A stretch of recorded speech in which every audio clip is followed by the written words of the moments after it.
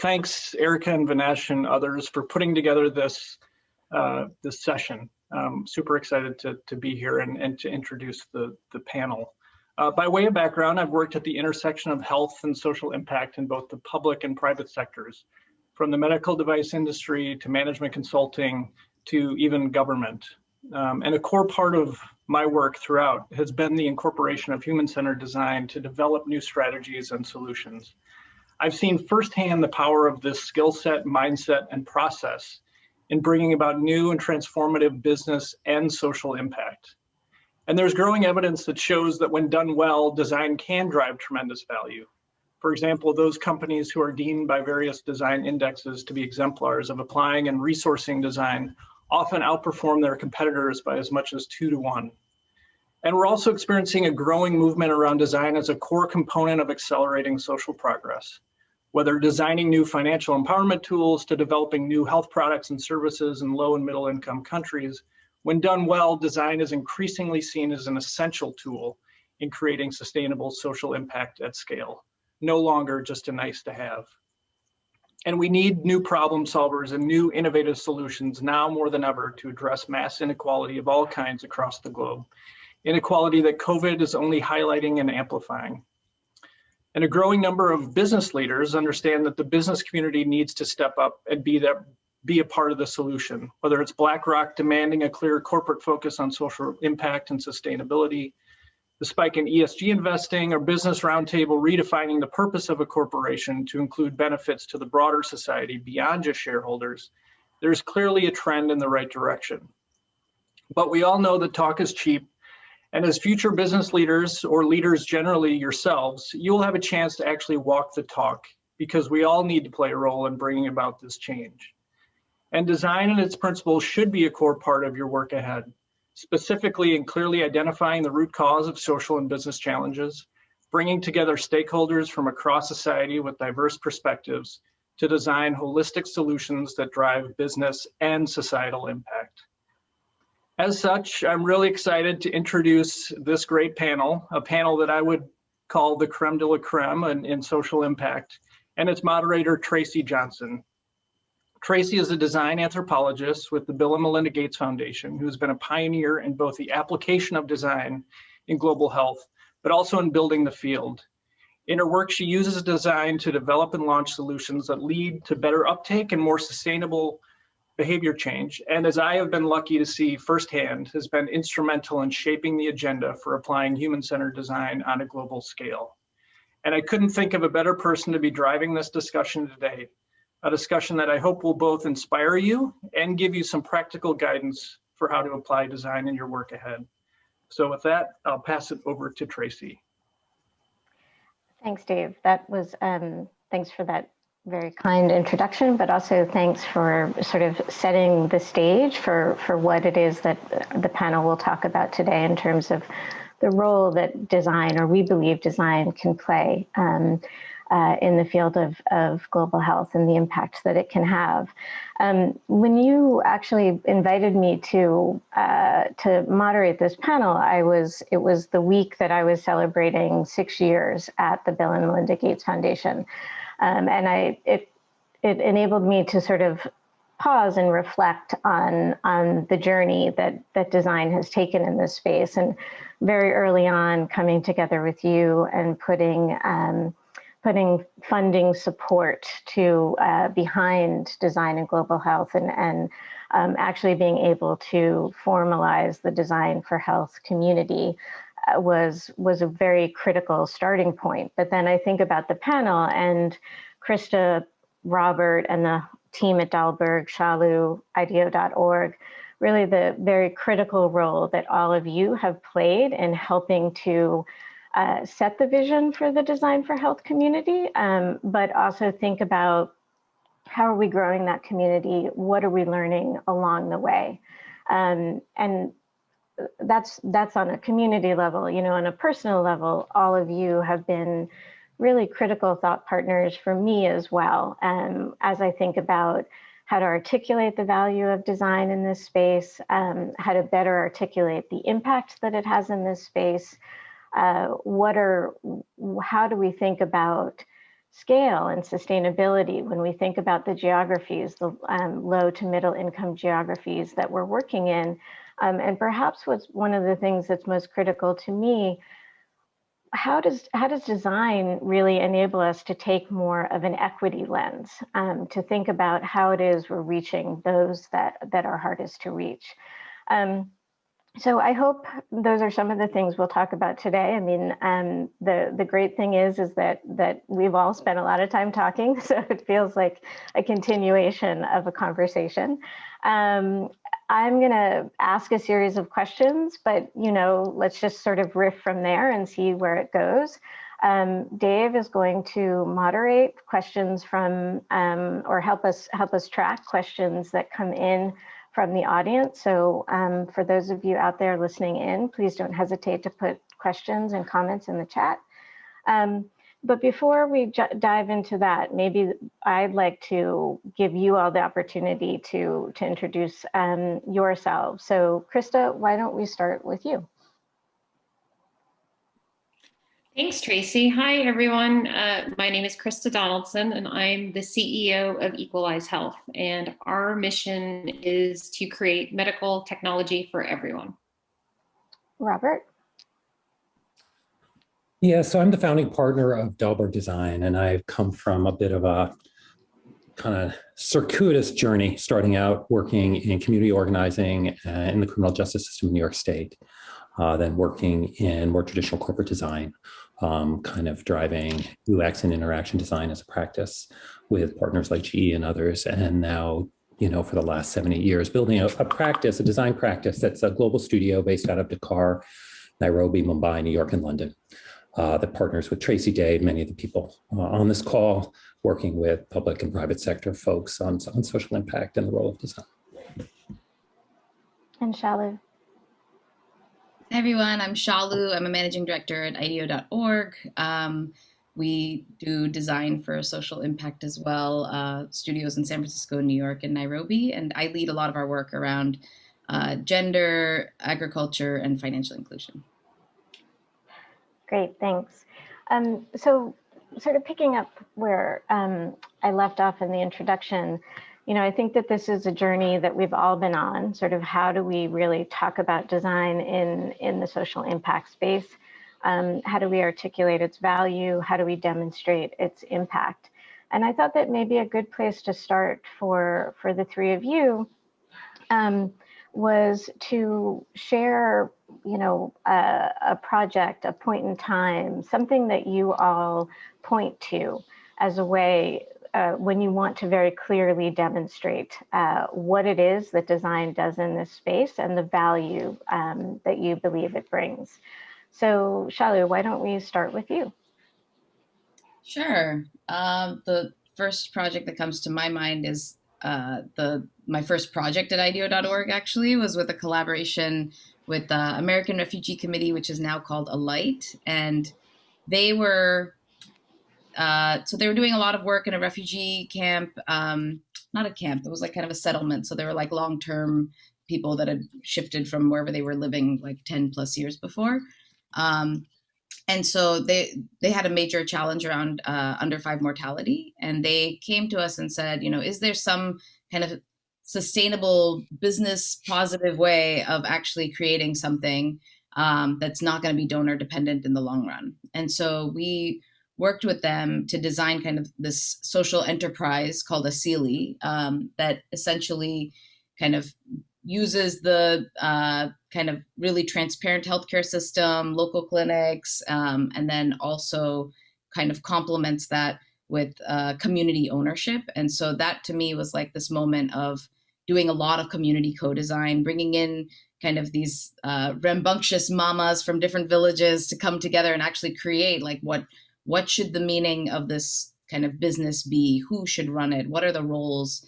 And we ended up, I think the team that's actually running it includes many of the women that were part of these co-design sessions. And so, over the last like 7 years, they've grown to be in multiple, they've created like 7 or 8 health zones now and creating clean water sources for families. And so that to me was this moment of, wow, the answers really do lie with the people who are living in communities, and it's like it's a responsibility that we have to kind of help facilitate what that solution might be. And so how do we act in support of those ideas? So that was my big aha. Thanks, Shalu. That notion of co-design, being able to bring together varied stakeholders, and design and its ability to bring to light and facilitate that sharing of local knowledge and turn it into action.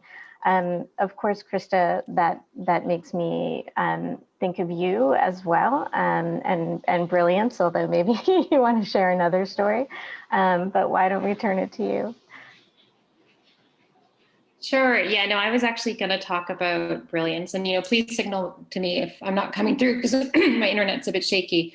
But the Brilliance, to give a bit of backup, is a phototherapy device to treat babies with severe jaundice. And I think to me, it really highlights, I was just saying that Brilliance to me really highlights the beauty of design. When we started on that particular project, it was the need to treat jaundice, particularly in low-income areas, was consistently in the top 3 to 5 of clinician needs. But when I'd go to talk to global health experts, they would say it's not a problem at all. And I really had a hard time reconciling what I was hearing from users versus what I was hearing from the expert community. And I'm happy to dig into that more, but one of the main reasons is it was really hard to generate data on the poor outcomes from untreated jaundice. And it wasn't seen as a problem, in the US and Europe where many of the donors sit. But it was a first example to me of how the voice of the users, the frontline clinicians, the policymakers at ministries of health were not being listened to at the level that maybe they should have. As an interesting side note, Brilliance was not very well funded by traditional global health donors. It was funded largely through private donors, but it's done really well. And we actually just surpassed 1 million patients treated with that device, and it's in over 60 countries. It's scaled through the market.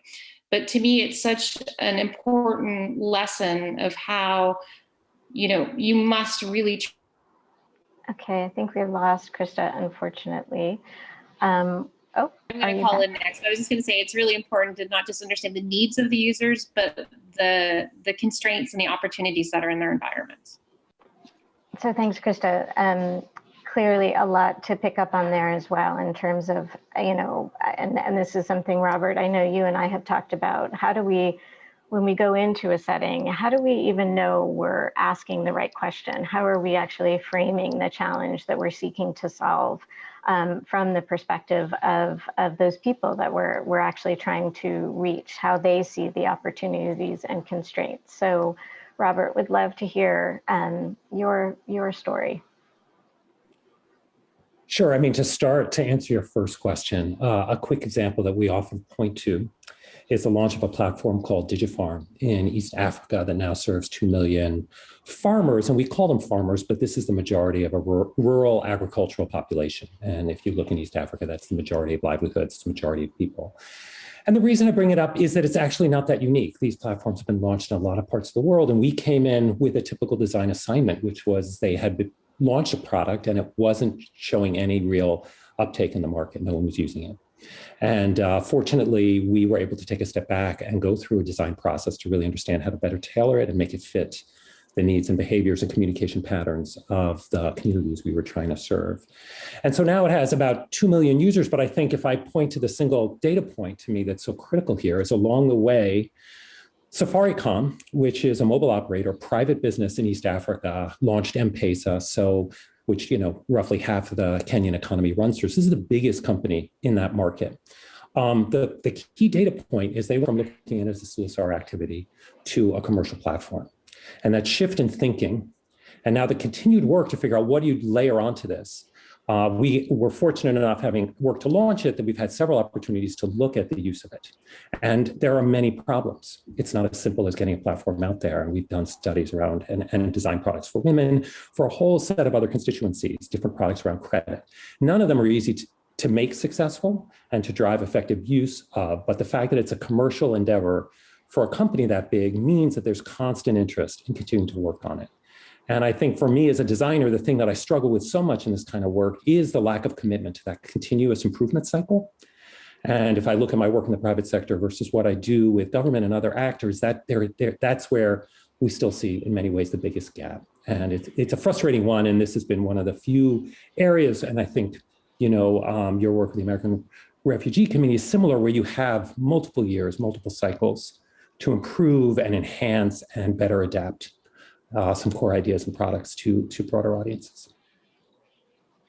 Thanks for that story, Robert. I think what you're also starting to point to are potentially some of the challenges that we face when we bring design into the social impact space. And so I would turn it over to you all in the panel. What are some of the challenges that you've faced, and where has it been more difficult to talk with funders about how to do this work, and potentially any ways in which you've overcome those challenges? I don't know, Robert, if you want to continue a little bit, since you've started to raise that as a point, and then Krista and Shalu, please jump in. Yeah, I'll give one just quick build on that, but really eager to learn from Shalu and also Krista, because you have worked so patiently and extensively with the private sector and funders to get continued support for the portfolio of products you do. One thing I will say is that early on, I felt like we were being brought in, and in many ways, Digifarm, the platform I mentioned, is a good example, where funders had gotten very far ahead in terms of imagining and conceptualizing a theory of change and even a strategy, and then started to put some of the building blocks in place, and we're seeing a lot of fall off, and a lot of failure. And I'd say it raises two issues. One is I felt like a lot of the early work I was doing, particularly when I'm back at Frog, was kind of searching for that needle in a haystack to rescue as a rescue mission, which only gets you so far. Can almost do more damage than good, depending on whether the rescue is successful. But it wasn't just the rescue, it was also just the measurement mindset, and working backwards from a goal that was being sort of brought in from an outside resource, an outside funder. And so, part of the reason we joined a firm like Dahlberg is to get into those conversations earlier. And I know for all of us, that's a big goal. And obviously, Trace, you being embedded in the foundation, you're probably more in those rooms and in those conversations than any of us could imagine. And so those are things that we're working on. And I will say, last point is that I think COVID has changed that dynamic in a positive way, in that there's a sense that the rules are up for grabs a bit, that what you measure and how you measure is much less reliable. And it creates room for more participatory approaches, more adaptive and qualitative approaches to stand side by side with, 5-year-old World Bank data. Yeah, just picking up on one point there that I think when I think about sort of the last 6 years at the foundation is that question of theory of change. And so often as a funder, we ask our grantees to articulate a theory of change upfront as you're applying for funding. And really, I think within the design process, what we know is that as we go through it, we're going to learn about what is that theory of change, and that articulating it upfront on our own without that input. I think you've all shared how that input has been critical in terms of shaping the work that you do and in arriving at a final design solution, really understanding those stakeholder voices. So how do we open up room for, or that's been a question I've thought a lot about, is how do we open up room to let that theory of change evolve? And what that means is what we're going to measure may not be, or what we measure at the end in terms of demonstrating the impact may not be what we thought we were going to measure at the beginning. And how do we let that conversation unfold a little bit more, I think is a really critical one. Krista, I know you've grappled with things like that and would love to hear sort of how your approach or your thoughts about these challenges. Yeah, I mean, it's complicated. And I was actually thinking about one of the other challenges we face, if you don't mind me going there very quickly, is, design, I like to think we embrace failure. We try and set ourselves up so that we can find it early. And I think in global health, there's a real tension. And I think in a lot of development, there's not a tendency to want to admit that things don't work out, just the way the funding works. And in global health, you particularly want to find failures early because people's lives are at stake and health is at stake. And so one of the ways we've been trying to address that sort of thing too is, really running very simple like usability trials and engaging as many of the different actors in our learnings from that. And there's always some really interesting surprises. And I hope that that's making some changes, but even, very simple ones too around testing markets, not just users, but what can you do to be learning and getting away from this kind of all or nothing. It works, it doesn't work. It's always an issue of learning and refining and trying to find paths, because I do think there's multiple paths, not just one path of solutions that'll work in terms of creating better health outcomes. Yeah, those are all fantastic points. And the ideas about failure and the multiple paths, I think, are really critical. And that's a real value that design has brought into this space. Shalu, what about you? Yeah, I think one of the kind of like most current challenges that I've been trying to navigate, and many of us, not just me, is like this whole like shift to systems thinking and what the role of design is in that kind of space. And I think like as designers, we're very kind of intersectional in the way that we think anyway. And so kind of trying to orchestrate other actors in the system to also kind of like come along that journey with us has been, I think it's interesting. I think that one kind of tangible example is this, body of work that we're doing called Life Stages that's focused on kind of holistic interventions for women at different moments in their lives. And so we did a share with the Gates Foundation, and Tracy, I think we're talking about this next week, but just like trying to bring together people from other parts of the organization, family planning, financial inclusion, like all the different verticals that don't always talk to each other, and like how logical it is for us to be thinking about people at certain moments of their lives, but how the systems have not been set up for us to engage in that way. And so just trying to navigate and find some of those like bright spots of how do we demonstrate that this way of working can actually be really transformational, and see what follows. I think that's one that I'm noodling on a lot. So it's interesting. I think you guys have all, in addition to sort of explaining how design works in these settings, the challenges that you faced, I think you've also all touched on in different ways how it is that you bring different stakeholders together, how it is that you listen to different voices, questions about intersectionality. And Robert, I think you have raised the extent to which this is even becoming more important with the pandemic. And I know within the foundation, I hear more of a call with the pandemic to this question of why, not just what people are doing, but really trying to get at that deep understanding of why. And maybe this is what I'd love for you guys to think about is reflect on, given that the folks we're speaking to are in business school, potentially some about to finish up their time in business school.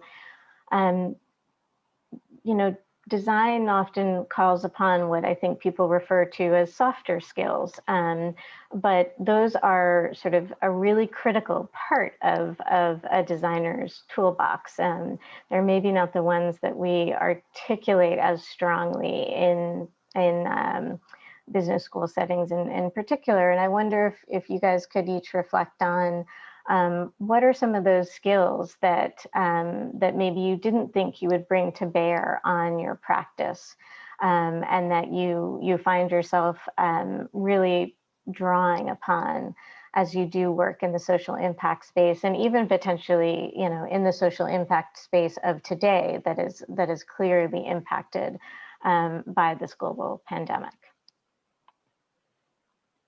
Up for grabs. Whoever wants to go first. I'll go. I think some of the soft skills are really enjoying talking to people and being curious. And for that, many of the problems that we all work on I like to think are like onions, maybe multifaceted onions, but you know, the seeming problem may not be the problem. And being curious and liking to talk to people is, you know, getting to know people's stories and understand, you know, what their motivations are and what their challenges are and how they overcome them or try to overcome them. And a lot of asking why, like, why is it the way it is? And just enjoying that sort of thing. So I think that's a softer skill that many of us share and I think serves us really well in our work. I think like another one, oh, sorry, Robert. You're about to jump in. Is this is like the benefit of the mute button. You can see when someone's about to say something. Yeah, I think like there's a responsibility that comes for us around being able to tell other people's stories authentically to other people. So it's kind of like we are many times the translator, the conveyor, the vehicle, right? For information. And so I think that I think there's like the listening of the needs and the experiences of people, and then the ability to hold those things really true and then deliver that in a way that can be consumed by whatever is the other audience. So sometimes that's an NGO on the ground, sometimes it's a government, sometimes it's a company, you know, like it could be many other forms, but I think there's a skill, a soft skill around storytelling, but then like staying really true and holding yourself accountable around the truth. Okay, we'll jump in here unless Tracy, you want to redirect to a new topic. So cut me off just if you want. Certainly curiosity and storytelling, so critical. And you know, one of the things that I love about working in this space is we work with so many community-based organizations. And you know, one of the critical things we see as we're growing our own team and recruiting talent in places like Senegal and Nairobi is people who just have that ability to create trust and create a space where people can be open and feel that it's a place of non-judgment for people to engage. And this is not a designer-specific thing at all. And many of the organizations we learn the most from are community-based organizations that have that natural ability to do it. But there's a difference, which is a lot of those organizations, when we work with them, they're creating that space of trust so that they can often, you know, offer services or suggest, you know, ways for people to improve their lives. And the thing that we are always dancing around with and working with community-based organizations to do is to hold that space more, to let people lead the process and understand and share their needs. That's the first thing. And then second, to create something concrete out of that conversation. You know, in the simple ways that you can practically bring people together to map out the needs in their community or to map out a journey for how they, you know, are going to, you know, find the resources to, you know, expand their farm or how they get their products to market. All these things are just an overlay on top of it, but, you know, it's an ingredient we sometimes give ourselves a lot of props for. And the reality is it's pretty practical skills. And we did some work earlier this year, actually pre-COVID in North Carolina on financial health with pre-retirees. And we worked with some community-based organizations there. And, you know, the best moment was afterwards. They were quite skeptical. You're going to come in, you're going to talk to people. We do that every day. And then at the end of it, it was more just the spirit we brought to it of like, let's bring people in and have them drive the process and tell us and shape the things they want, the services and solutions they want. And then the second, the way we kind of captured that through storytelling and other visual means. Those things became something that the organization was extremely excited about, you know, and wondering why some of their bigger partners hadn't and so somehow taught them to do this, or some, you know, public service program they'd gone to. So anyway, there's an alchemy there that can be really beautiful. Yeah, I think those are all really great points. And Robert, I think your point about they're not necessarily specific to design, and so these are skills that really I think could are critical to cultivate in settings where we really want to sort of work with people and drive their ownership of problem solving. We have a building on that a little bit, you make me think about something that we put together for the designforhealth.org resource, which is, you know, helping people understand the three parts of design, right? It's not just a set of skill sets, which is mostly which is sort of the first way people think about design. but it's also a mindset. And I think a lot of what you three have touched on is that mindset, that curiosity, that continuing to ask questions, to hold the complexity and allow it to emerge over time. And then the third piece was the extent to which it's a process. And so, yes, people can go in and talk with stakeholders and so on. But what kind of rigor does the design process bring to that enables us then to get to solutions? And so from Olga, a question is, can going through a traditional design process, even in combination with co-design, be enough to create successful solutions? Talking to people and involving them in the process through co-design is a massive step in the right direction, but it still seems to oversee behavioral and social cultural norms context, sort of similar to traditional economics, behavioral economics. And, you know, I think as you all know, or the three of you know, I draw a lot on my training as an anthropologist within the design world and the extent to which design needs to take into account social norms, cultural norms, and so on. But I also think that the process of design, being able to hold all those different sort of mindsets and sets of expertise, like behavioral economics, and bring that through the process is also a critical piece of a lot of the work that you all have done. So I wonder if any of you want to comment on or provide an answer to Olga in terms of what is the relationship with design in terms of other sets of expertise, and how do you bring those different sets of expertise together in your process?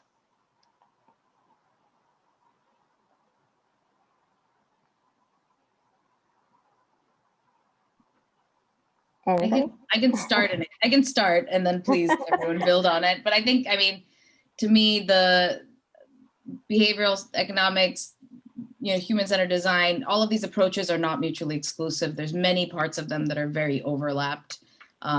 We are better designers when we use principles from all of these other approaches too. And so many times when we're thinking about you know, cultural norms and local context, that usually means that we try to bring lived experience onto our own teams.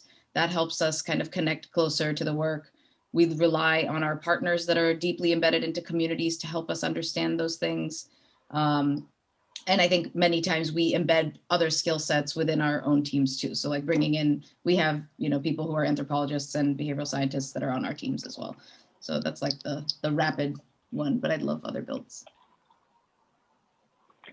I'm happy to talk about how we do it here at Equalize Health. And thank you for the Duke IT team behind the scenes who's helping my internet connection work out. That's why you're seeing my cell phone come up.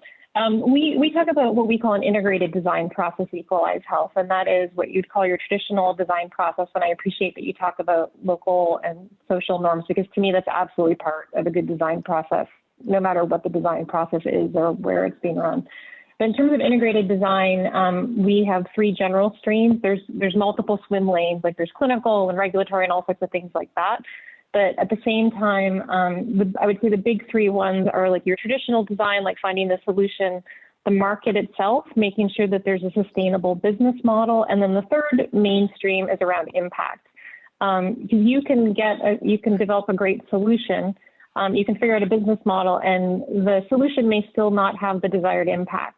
And so in each stage, we're assessing, you know, different requirements to ensure that, you know, the final outcome is going to meet our needs around the, you know, the technical solution or the service solution or the delivery solution. It's a sustainable business model and it's having impact. So that's all of those points are great, and I love how you all at Equalize Health talk about that sort of integrated model of design.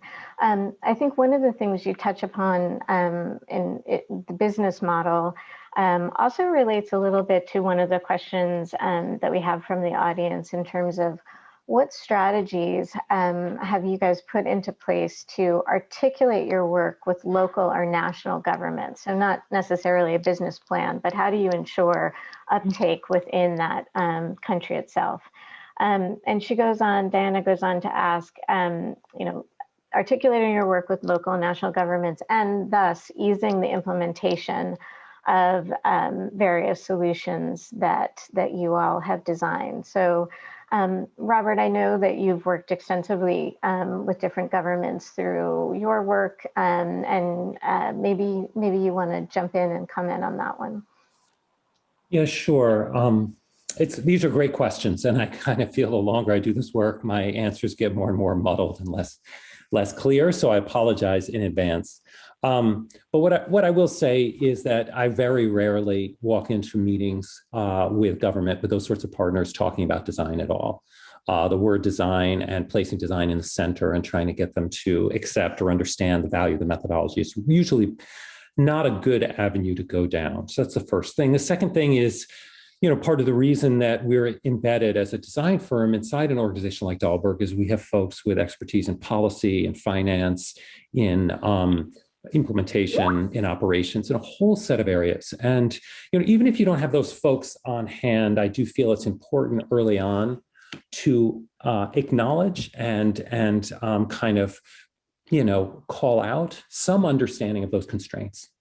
Because otherwise you end up speaking like this, which is, we're the ones who talk to people and find out what they need. And government says, no, we represent people and we know what they need. And you're not speaking the same language. So you have to find that common ground. And often what it means is design would seem to go off course, at least my team would think so, because you end up focused on a policy change or procurement change or something that doesn't necessarily seem to be the point, and can be disappointing if you're spending a lot of time in low-income communities in North Carolina, for example. Your team is thinking that the value we're going to provide has to be directly sort of addressing the needs and the services these people are asking for. But the reality is the most important thing you can do might be something much more embedded in decision-making and bureaucracy. So, we do a lot of exercises that, are typically sort of understood as things that you do with end users, like journey mapping, personas. We often do those with people at various levels in a government hierarchy. So why would a middle level management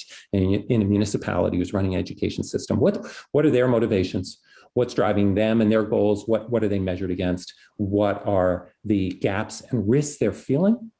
And how can you make them look good quickly? And often you can get just a little bit of trust and bring the community in and come up with some feedback that makes them look good, that gives them an opportunity to do something that raises their profile in the community and builds that trust. Those things can emerge to the top pretty quickly and gain a lot of speed. But again, it may be that it's something very different than what you went in expecting would be the lever with government. So it's a process, and it helps to have a footprint in the places we do and those local relationships with government. Otherwise, I think it's very hard to do from the outside. Yeah, I think that connects nicely with a question from Carolyn Carlos in the audience, and I'm going to call Carolyn out because she's an old colleague from from the Gates Foundation and was there at the beginning of this all. So Carolyn asks, do you have suggestions on how to introduce human-centered design thinking to industries or regions not familiar with this methodology, specifically those industries or regions that are resource constrained, and hesitant to stray from status quo approaches because of the perceived costs associated with iterative design? For context, Carolyn is in a rural border community in West Texas, working in the public school district and city hall. So Shalu or Krista, do you have any advice for, building on some of Robert's thoughts as well, do you have any advice for Caroline in this context? Yeah, I love everything Robert had to say. The one thing I would add is that ideally, when you go in to talk to a government official, it's not the first with the proposed solution. It's ideally not the first time they've seen you. as you're doing your user research and trying to understand, the situation and the problems and all sorts of things, ideally they're one of the constituents you've talked to. So I would say, as you're mapping out who all your different potential users are, and users aren't necessarily, the end user, but it's all the different people who are involved in delivering the solution or coming up with ideas. So I would say, speak, especially in the early days, speak to everyone as much as you can. And it doesn't need to be, I know there's a question about resources and iteration. I think about the early stage of design as you're just trying to gather as much information as you can. And maybe that goes to the soft skills question, is you also want to have someone on your team or build your own skill set around synthesizing lots of different information, because you will hear lots of different opinions. But part of hearing all those opinions is making sure that you are hearing them. But going back to Robert's earlier point, is you're also building trust with all the different stakeholders in the community that you're seeking to serve. Just to build on, I think from what I'm understanding from the question is you're in it, you want to bring in user-centered design into your day-to-day.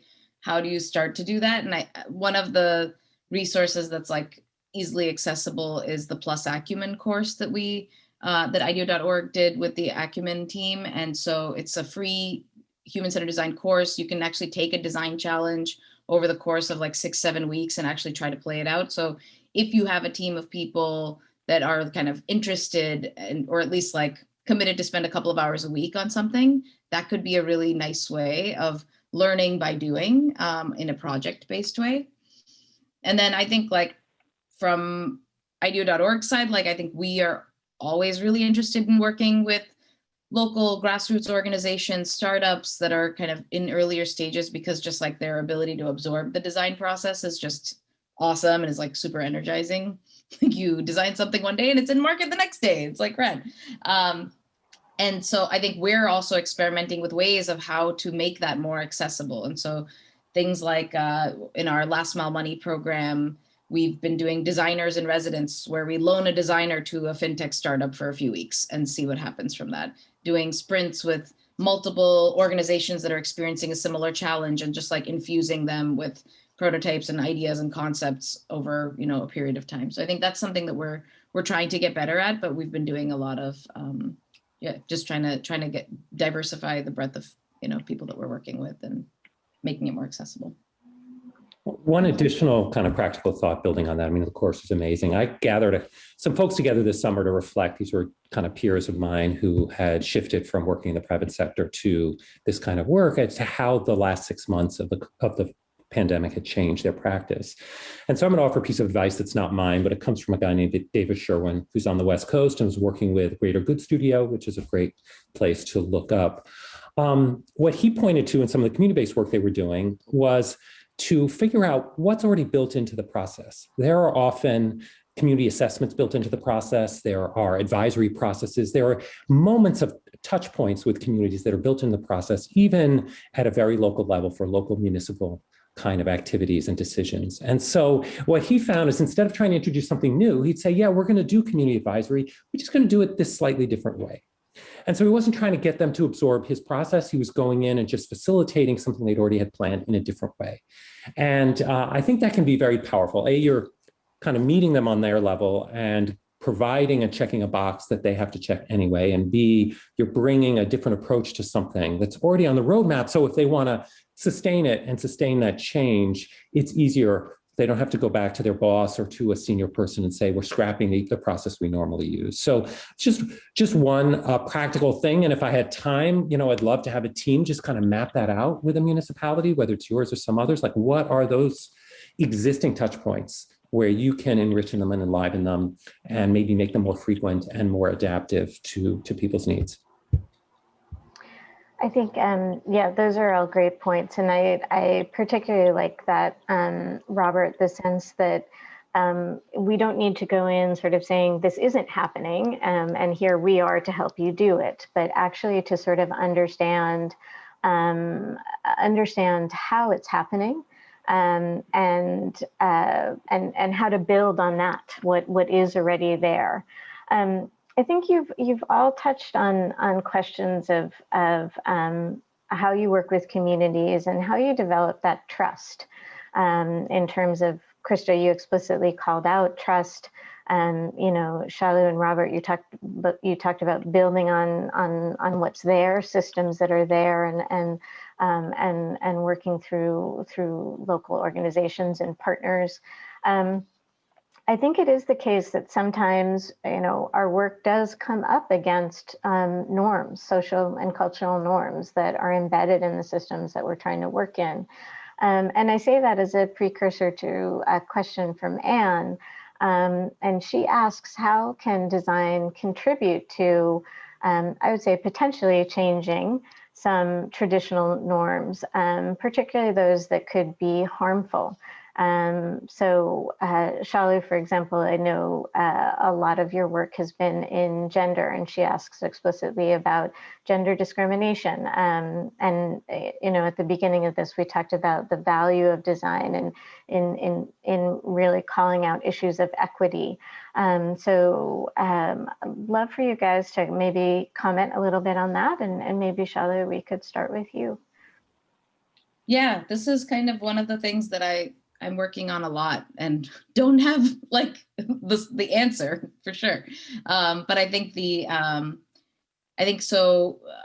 had alluded to that work called Life Stages around kind of women at different moments in their life. So if we take the moment of stepping into marriage, for example, that is for a woman who's entering marriage, that's a new moment to reset expectations around partnership, expectations around responsibilities, around possibility for that woman to earn income and then therefore enter a new trajectory in her life and agency and autonomy.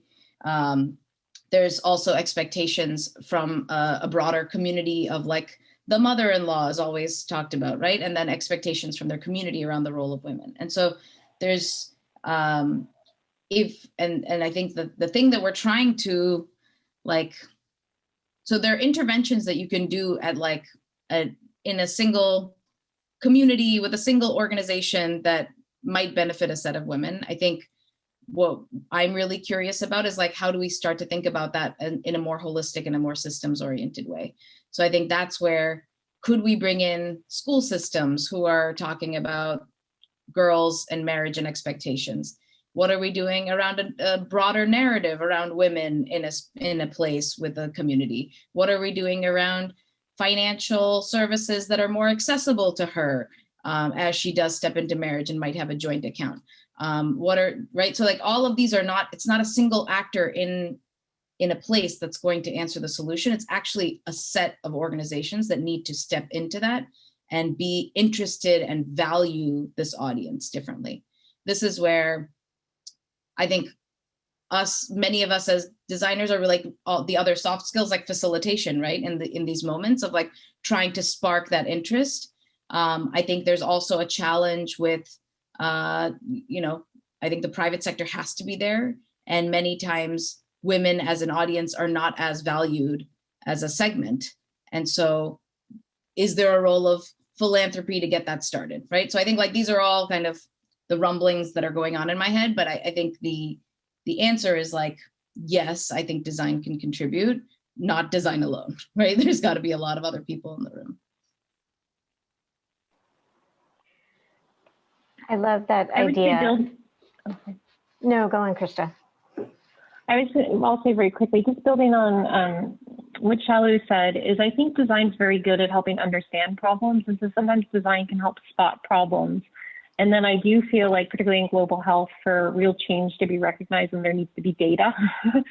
So I do think it's wonderful when design is able to help articulate problems that then can be partnered with data collection.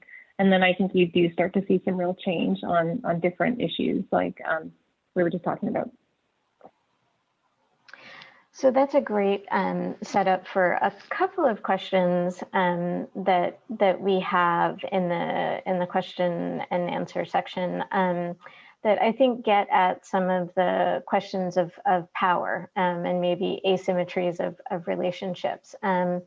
And so one is from Alex, who's a Master of International Development Policy at Duke with a focus on global health. And he's interested in process engineering, systems design, et cetera, being underpinned by human-centered design.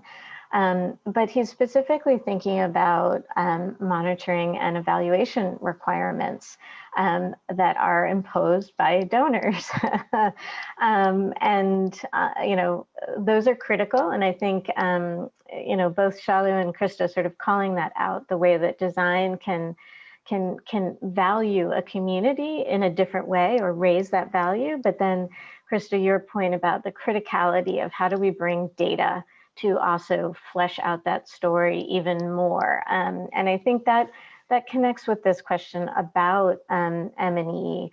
How are we monitoring? How are we evaluating program implementation on the ground? And do we see a shift in power dynamics that currently exist in the donor, as he says it, the donor-receiver relationships? But are we able to see sort of any sort of shift in that power relationship? I'm happy to jump in because these are really great questions, and I think back to Shalu's point, things that we're all, at least I know on our team, thinking about a huge amount.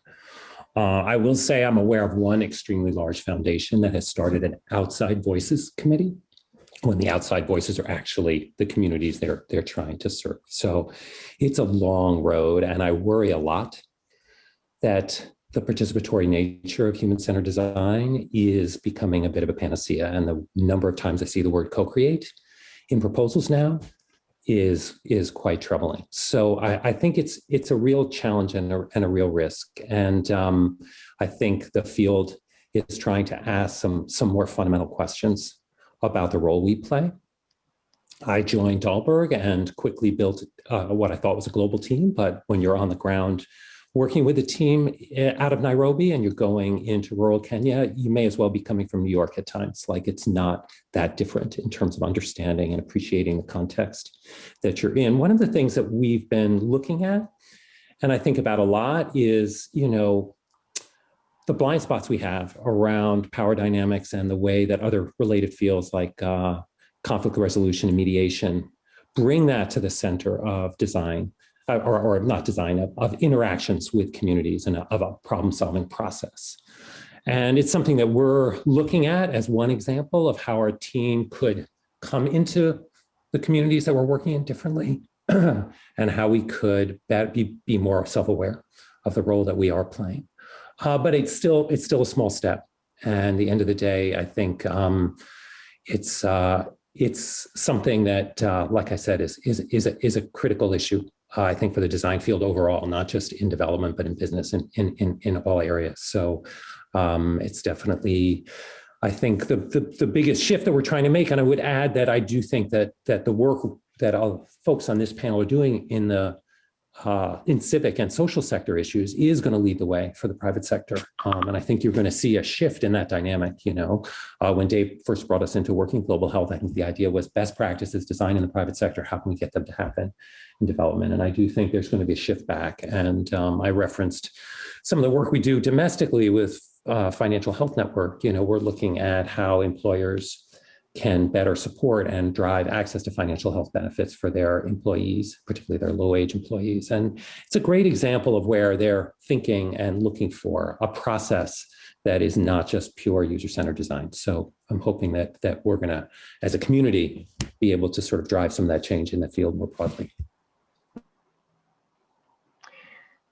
That's great, Robert. And I think there's so many great questions that are being put in by the audience, and several sort of build on what you're talking about, and I want to sort of ask them all at once. I'm not going to do that. I'm going to try to be organized about this. But one thing, just to continue maybe on this sort of how we evaluate things, how we measure things, before we get into some more of maybe a discussion of how we're defining things and how we're sort of seeing power shifting and so on. To start with, specifically about that the idea of iteration. And you've all spoken about that. I think at the very beginning, Krista, you referenced, the need to fail and the need to there is no one path, and it's a constantly shifting path. And how do you follow that through?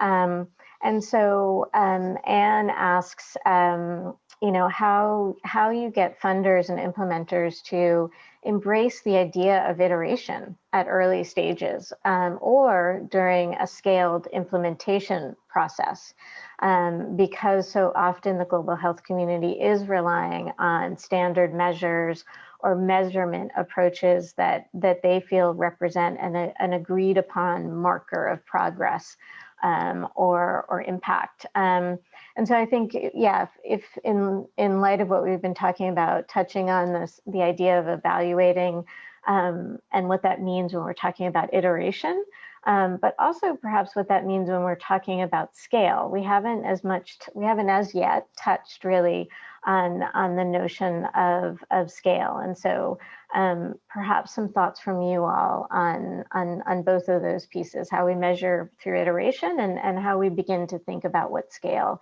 in these settings looks like.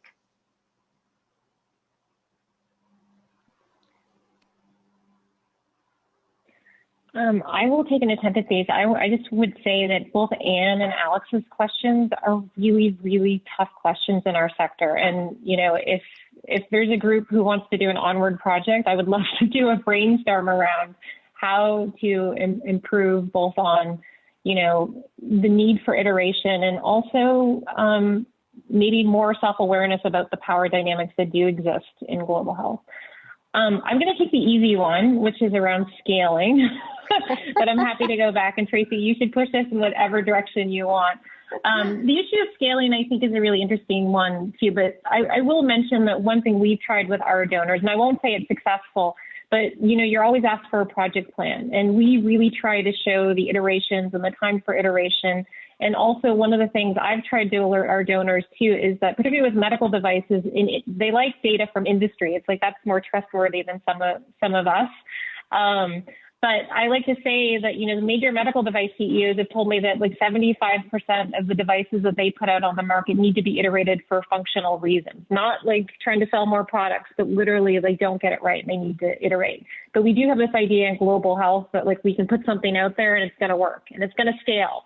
And to scaling, for us, what is meaningful is that there's a sustainable aspect to the scaling, meaning that there's a viable business model or some other ways that show that the user finds value and they will invest in it because it brings them value.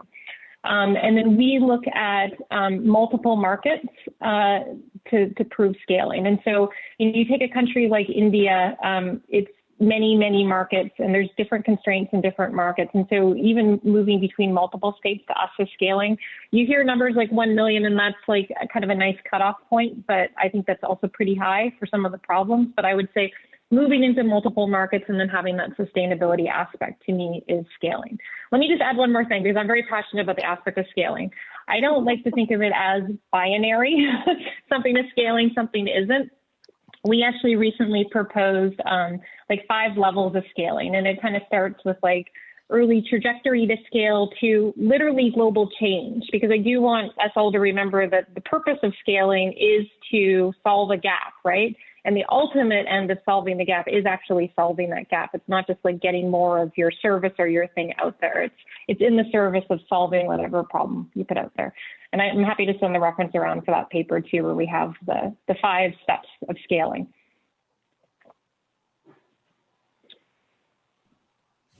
I can offer some thoughts on the iteration thing. It's another one of those things, co-creation, iteration, prototyping, where we in design think we invented the term and we're introducing it to people. And, for example, most M&E processes actually have some cycle to them. They're not just done once, they're done several times. So I was thinking about this actually when we were talking about the work you do, Krista, and I was thinking back to when I used to work a lot on technology products back in my frog days. And it wasn't that there wasn't room for change, it was just that the timeline and the stages of industrial production and design are on different cycles, and it's very hard to line them up. And when I started working global health, the things I couldn't line up were the timeline of our user research with clinical research. It's not that clinical research assumes you'll get it right at the first get-go, but it's a different cycle and it's measured in different ways. And I feel like this is something I keep trying to chip away at, which is how can we align? We're a small community. We're never going to change those processes. How can we better align what we do? Coming back to the point we were making earlier a little bit about kind of working in local municipalities, how can we better align what we do to take advantage of what is a somewhat cyclical process? But we haven't, I wish I could point to a great example of doing that well. I don't have a great example. And again, being part of a firm that does a few of those other things, we're hoping we can find that place to wed the two together. And part of it is because if you're close to the people creating the M&E frameworks, which we are often, you can understand a little better what they're meant to measure, not just what the output number is. And doing that can get you closer to figuring that out. But I can't say that we have an easy success to point to yet. One of the things that we've been trying, and I think it's like starting to work, but I don't know if it's like, totally working, but is like doing prototyping report cards. So like when we're going to start an iteration of a prototype, let's create a time period that we're going to commit to that everyone can feel. So it doesn't feel like, oh, you're just going to tomorrow going to do another rev, right? Like, so let's create some level of like, that everyone can feel like they're aligned, and then also create metrics that they're already capturing that isn't going to be a crazy lift to measure. And then also, especially if we have someone that's on the ground, gather other types of input and data that we may not have been gathering already. And so just like using that to finagle some way of gathering information at periodic moments and then being able to take a step back and reflect on it. I think we're starting to do that, across a bunch of projects. And I think it's been helpful. I don't think it's a fully crafted science yet. I think, Robert saying he loves that idea of prototyping report cards. I do as well. I know that that is an area where many of my colleagues at the Gates Foundation have struggled with in terms of how do they track prototyping? How do they know what kinds of decisions are being made around sort of the evolution of different prototypes, or the leaving some behind and continuing with others? That's a question I get a lot. And I think that's something I've seen over the last several years, that as a community, that's one of the areas where we've realized, okay, we have to change, and we have to be responsive and explain this process and what's happening and why certain decisions are being made. Robert, you mentioned earlier sort of seeing, co-design or co-create everywhere. There was a period of time where many of the proposals I saw had rapid and iterative prototyping, but very little sort of explanatory power there. And so I think that's a place where I'm so proud of the design community for coming in and realizing we've got to do a better job. We're not doing enough. So thank you for that. We do have a question, since we're talking about some terminology and maybe things that don't always make sense outside of the community, or even Krista, your contribution to what is scale? It's not binary, right? But it's got sort of multiple phases potentially. And we do have a question from Dinah about terminology. And so she comments on folks getting hung up on the differences between human-centered design versus co-design versus design thinking. And I know this is something we have all talked about. So just sort of reflections from you all on, are we moving beyond these distinctions? How can we, as design for health practitioners, advocates, et cetera, how can we, Dinah asked, continue to expand the definition of what design can be? I would add, sort of like Shalu was talking about with prototyping, being more clear in terms of these design terms that we use and helping people understand them. So yeah, thoughts from any of the three of you on this question of terminology and distinctions, and how do we get out of maybe some messiness that's there and bring greater clarity?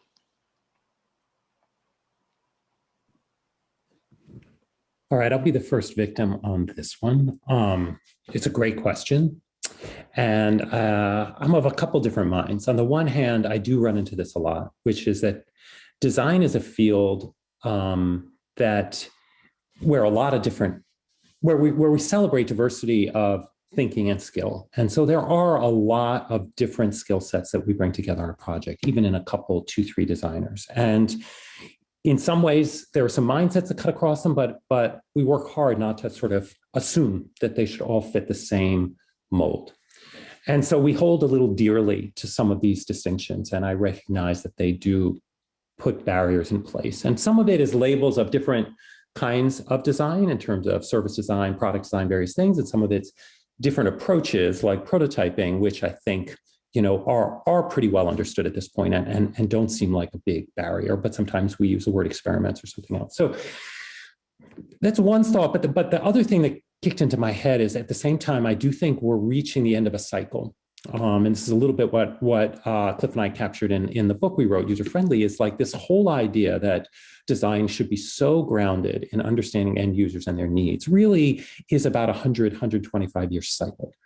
And it's not that it's over, but I do think, coming back to the other question we've been talking about, there really is a fundamental set of doubts driven by things we've talked about here in terms of development and ownership and equity, driven by Facebook and Google, and how serving user needs has gotten to us to a place that is highly suspect in terms of the value created. So I do think there is going to be, I guess what I'm saying, long story short, is there is going to be potentially some big changes in the values that are at the center of design, and so the language we use. And I think the question for us is, can we find, instead of creating another proprietary language, can we find terms and concepts in community-based development, in mediation, negotiation, other ways that we can talk about this change that I think is ahead in the design field and design methodology that's necessary without inventing new technical terminology. And that's my hope. But again, that's more of a challenge that I put out to my team than something I feel like I could, author myself. But I think that's where we're at. And so, I think it's been amazing to see how much people have rallied around terms like design thinking and human-centered design. So it's hard to let go of them. But I do think that hopefully that's what's ahead.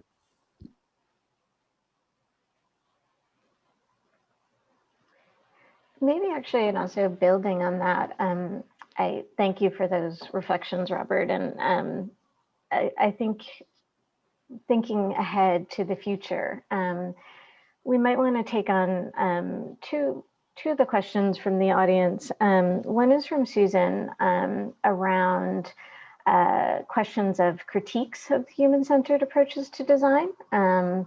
And does this mean that Western-based designers are benefiting from extracting knowledge from the countries that we work in? And that there are critiques emerging in the field about design and how, whether the three of you are sort of incorporating those into your thinking, or thinking about what is our role in the geographies in which we work. And particularly, I think it relates a little bit to Unmesh's question in terms of, to do this well usually necessitates a certain long-term engagement. And so if we're thinking about these long-term engagements, how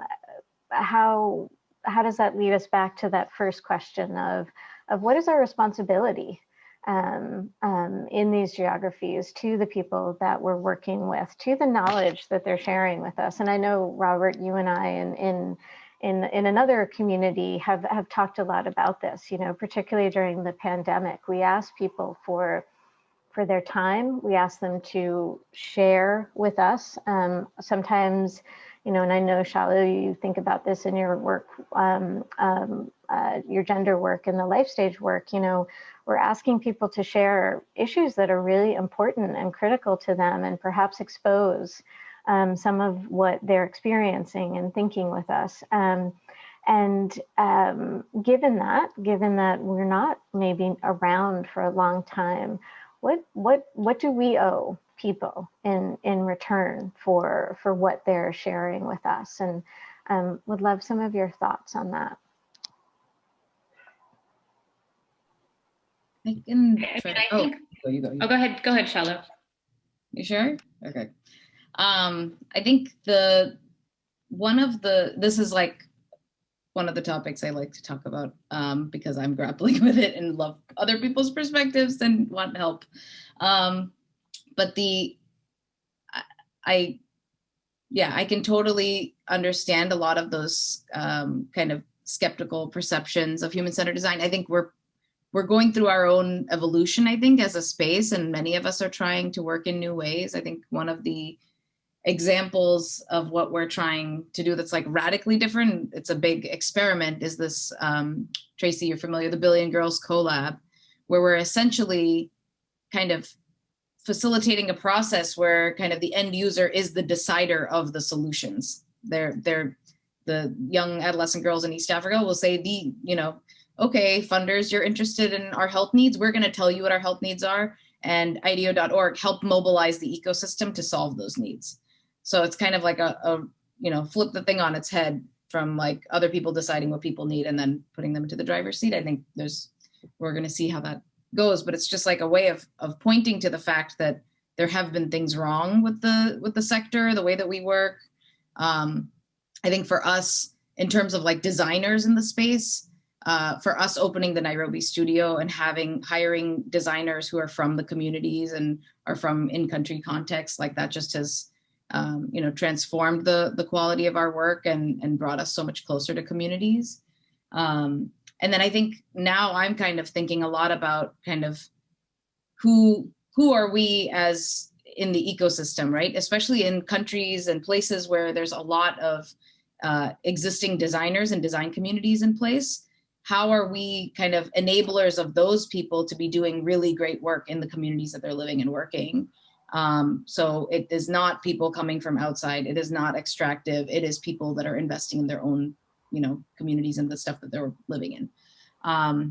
So I think like that's something that we're playing with. So one of the experiments we're doing now is like, can we kind of build a network of designers in India, for example, and we just made this up last week, so we're going to see how it goes. But just like, can we curate a set of projects that we don't even do, right? And that are just closer to communities, and that our network and our platform allow us the privilege of seeing different things. And how do we then use that in a way of helping and enabling other people who are probably going to be better at doing it anyway? So I think like those are a lot of great question. Still noodling. So I'm going to jump in because we've gotten the 3-minute warning. I know that these are all questions that are dear to all of our hearts. To tell the panelists, these are things that we're always thinking about and talking about. I'm sure you will have a receptive audience if you want to keep chatting in other forums with the folks on this panel. They're really great questions and the time flew by. So, but given that we have just a couple minutes left, I know you've all taken different journeys to arrive at where you are today. And so in closing, I wonder if you could give, I'm terrible at giving, sort of Twitter-sized advice, but, from the three of you, one piece of advice about design, about the journey, about what it means to go through graduate school, any of those pieces. Robert, over to you first.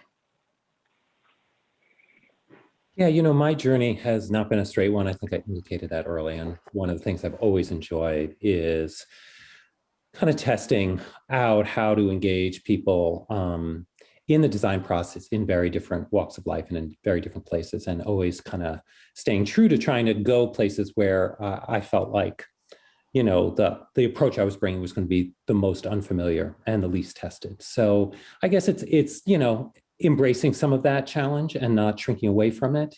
I think we're at a point in time where, you know, COVID has flattened us all into some very common experiences and common questions. So I just encourage you to be brave and to seek out the spaces where you think there's, you know, it's going to be the least hospitable, and be brave and go at it.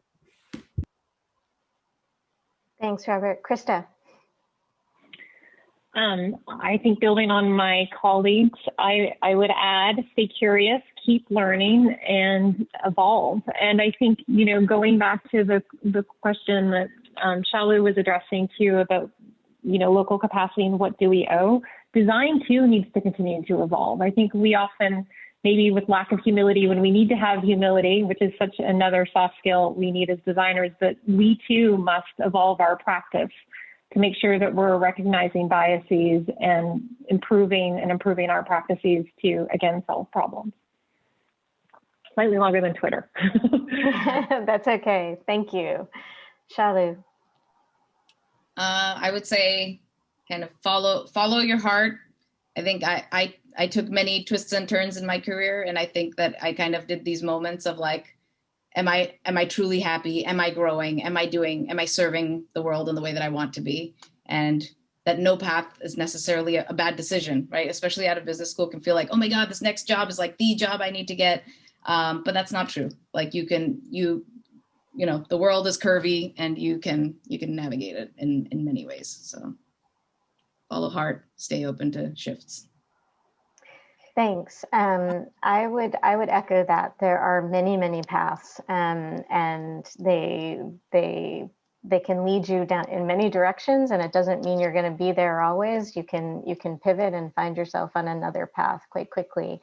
I guess the last thing I would say is, you know, underscoring all of what you have said, but find people like these guys and Dave, and keep them close, and realize that you can share and you can continue to learn from those most immediately around you, and that's a successful career for sure.